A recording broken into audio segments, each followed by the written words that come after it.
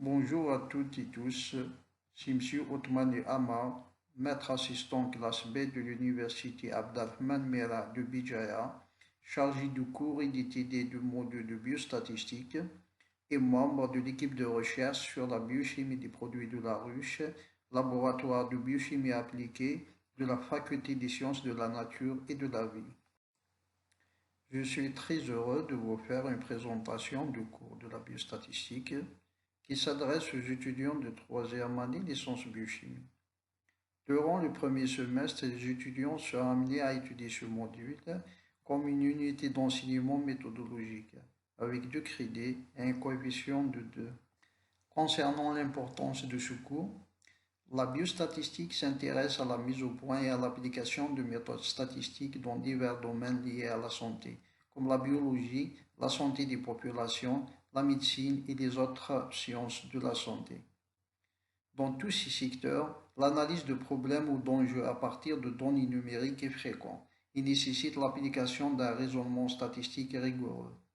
En biologie, les statistiques permettent d'explorer et d'affiner les données numériques en prenant en considération l'incertitude pour en tirer à la fin des conclusions significatives et pertinentes.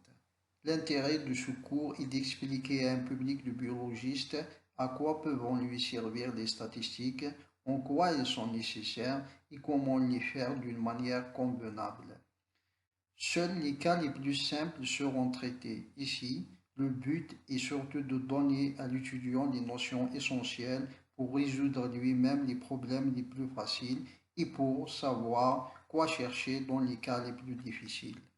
Les objectifs et compétences visés de ce cours permettent de définir les notions de base de la statistique telles que l'unité statistique, la population, l'échantillon, le caractère et la nature de caractère. Représenter graphiquement les variables statistiques comme les variables aléatoires qualitatives, que ce soit nominales ou ordinales, et les variables quantitatives discrètes et continues. De différencier les lois statistiques relatives aux paramètres de position comme le mode, la médiane et la moyenne et aux paramètres de dispersion tels que l'étendue, la variance et l'écart type d'une série statistique simple. De connaître la régression linéaire simple, les notions du nuage de points de la droite de régression et l'équation de la droite de régression, et également de calculer la covariance et le coefficient de corrélation de 2 variables statistiques. Pour les prérequis, pour permettre aux étudiants de suivre ce cours, il est recommandé d'avoir des notions statistiques et en mathématiques.